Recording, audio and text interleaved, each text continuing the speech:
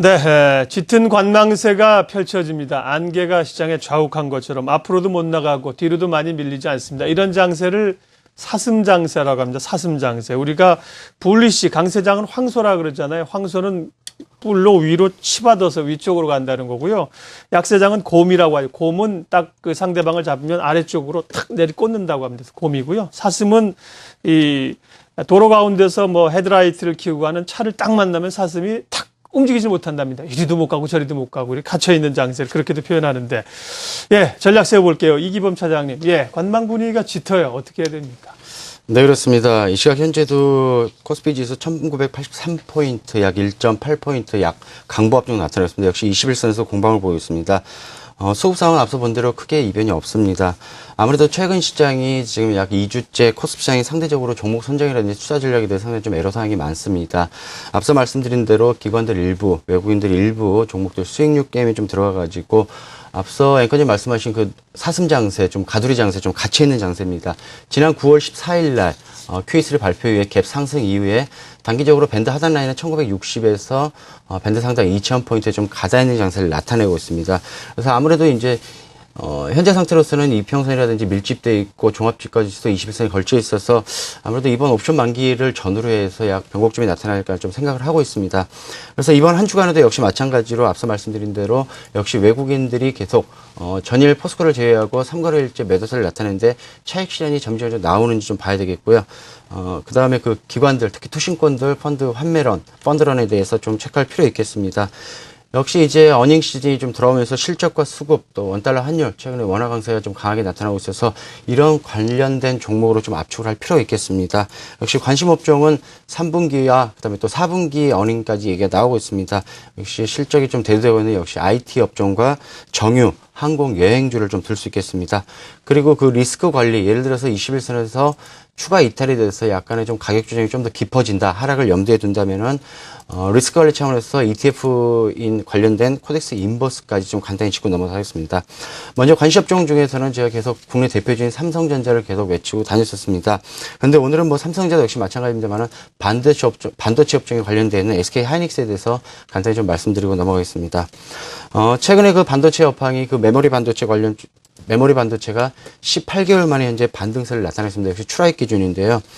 특히 이 부분에 대해서는 그 하이닉스 같은 경우는 그 D램 쪽의 부분이 상당히 좀 많이 차지하고 있는데 10월에 이번 달에 윈도우 8을 신제품 출시가 있습니다. 그리고 또 최근에 그 하이브리드 노트북 출시에 따라서 PC용 D램이 최근에 재고가 좀 많이 소진되고 있다는 시장에서 기대감이 좀 나타나고 있습니다. 그리고 낸드 부분도 뭐 소폭이나마 있습니다만은 최근에 그 스마트폰 출하량이 계속 증가를 하면서 최근에 또 낸드 가격이 상당히 좀 강하게 좀 반등을 나타내고 있습니다. 그래서 D램 부분에 대한 재고 소진 부분과 역시 마찬가지로 낸드 가격 강세에 따라서 3분기를 마지막 그 영업 적자로서 해서 4분기는 흑자 전환. 물론 2012년도는 전체적인 오피 마진, 영업이익 마진은 적자입니다만 2003년도에는 좀 더 실적이 개선된다. 그래서 4분기를 바라보고 SK 하이닉스 좀 접근하시는 게 좀 좋을 것 같습니다. 그리고 특히 또 외국인 기관들이 최근에 양매수 좀 강하게 좀 매수를 좀 들어오는 걸 나타냈습니다. 그래서 SK 하이닉스 좀 관심 가질 필요 있겠고요. 다음 여행업종 보도록 하겠습니다. 계속 항공주를 얘기했었는데 대한항공과 아시아나항공이 시장 대비 상당히 좀 선방을 좀 못하는 모습을 보였습니다. 그래서 여행업종인데요. 역시 여행업종 항공주와 맞물려서 원화 강세 하면서 출국자 수가 계속 늘어나고 있고요.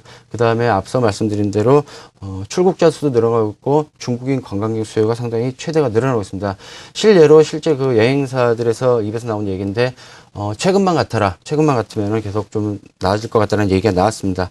그리고 역시 하나투어, 모두투어 역시 보게 되면은 최근에 기간 매수가 꾸준하게 나타나고 있습니다. 그리고 또 특히 하나투어 같은 경우는 전전일 같은 경우는 장대 양봉을 세우면서 상당히 좀 기술적 상으로도 추가 상승 탄력을 좀 충분히 좀 나타내고 있습니다. 그래서 오늘 반도체 업종 SK 하이닉스와 여행업종에서 하나투어를 좀 관심 가질 필요 있겠고요. 만약에 앞서 말씀드린 대로 현재 지수가 21선에 변곡점에 딱 놓여 있는데 지수가 만약에 가격 조정, 지수 조정을 좀 보인다라고 좀 말씀드리면은 앞서 제가 7월 달에 말씀드렸던 그 리스크 관리 차원에서 그 코덱스 인버스에 대해서 좀 말씀을 드리겠습니다. 역시 시장 하락 조정 대비 인덱스 펀드와 같이 꾸준히 그 움직이는 종목이어서 현재 보유 종목 가지고 있는 거에서 매도세를 나타내지 못했다면은 해지 개념으로도 보셔야 될 것 같습니다. 그래서 코덱스 인버스도 한번 시장에 조정이 나타나면은 그쪽에도 투자를 한번 좀 관심을 가질 필요 있겠습니다. 역시 마지막으로 수급과 기술적 분석 좀 짚고 넘어가겠는데요. 역시 외국인들 오늘 또 뭐 소폭이나 매도 나타나고 있습니다만은 원달러 환율 현재 1,110원대까지 1,100원대까지 오면서 외국인들은 매도 효과가 좀 강하게 나타났습니다. 그래서 원달러 환율과 맞물려서 외국인들 차익 시전이 커지는지 아니면 매도세가 진정되는지 좀 체크할 필요 있겠고요.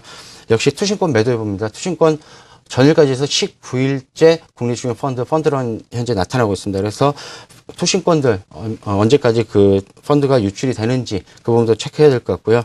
그다음에 이번 주 목요일 옵션 만기 있습니다. 앞서 말씀드린 대로 베이스 2.0대에는 뭐 장중의 차익 쪽에 대해서는 꾸준하게 매수를 유입이 될 걸로 보입니다만은 비차익 쪽에서 지자체가 고평가되어 있을 때 들어왔던 부분 약 6천억 정도 반드시 물량 체크해야 될 것 같습니다.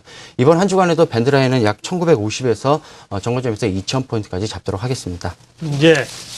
자, 위아래로 갇혀있는 장세, 박형경 위원님께서는 어떤 전략 주시겠어요? 뭐 같은 이야기이기는 네. 합니다만 뭐 아직까지는 종목별 대응이 유리하다고 보여집니다. 뭐 지수 2000선의 탈환 이후에 지금 뭐 매수세가 둔화가 되면서 방향성을 잃은 채 지수가 좀 갇혀있는 양상 보이고 있는데요. 이렇듯 지수가 적당한 조정을 보이게 되면은 중소형주나 코스닥 시장의 경우에는 오히려 상대적인 매력이 부각이 되는 경우가 상당히 많이 있었죠. 특히 이제 수급적으로 말씀해 주신 것처럼 지금 19일 연속해서 주식형 펀드에서 환매가 지속이 되면서 대형주를 중심으로 한 매물이 지속적으로 출회가 되고 있는 것에 비해서 시장의 매기는 중소형주와 코스닥 시장을 시장 쪽으로 크게 지금 쏠리고 있는 그러한 상황입니다. 특히 뭐 레저와 엔터, 뭐 헬스케어, 게임주, 화장품주, 뭐 일부 IT주들을 중심으로 해서 중소형주와 개별 모멘텀을 보유하고 있는 코스닥 시장의 강세가 이어지고 있는 그러한 상황인데요. 물론 4년간의 박스권 상단으로 작용하고 있는 550선 근처까지 지금 올라와 있기 때문에 뭐 한두 차례 정도의 물량 소화 과정이 나타날 수는 있겠지만 꾸준한 이익 증가세가 담보되고 있는 이 선도 업종을 중심으로 해서 강세가 나타나고 있는 이만큼 중기적으로도 이들 중소형주와 코스닥 시장에 대한 관심은 여전히 필요할 것 같습니다. 뭐 주가를 결정하는 가장 중요한 변수가 있다면 실적과 수급이 아닐까라고 생각이 드는데요. 특히 지난주에 삼성전자의 실적 발표를 기점으로 해서 3분기 어닝 시즌이 개막이 되었기 때문에 실적에 대한 관심 뭐 필요하지 않을 수가 없겠죠. 또 코스닥 시장에서 상대적으로 기관의 수급이 미치는 영향이 크다라는 점을 감안했을 때에는 기관의 수급이 양호한 종목들을 중심으로 선별하는 작업들이 필요할 것 같습니다. 뭐 실적의 경우에는 두 가지 관점에서 접근을 해봤는데요. 우선은 그 퍼밴드의 과거 역사적인 퍼밴드 하단에 위치한 종목들 그리고 최근 들어서 실적 추정치가 상향 조정되고 있는 종목들을 좀 선별을 해보았습니다. 우선은 과거의 퍼밴드와 비교를 했을 때 현재의 주가가 밴드의 하단에 위치를 하고 있어서 퍼의 회복이 기대가 되고는 종목군들입니다.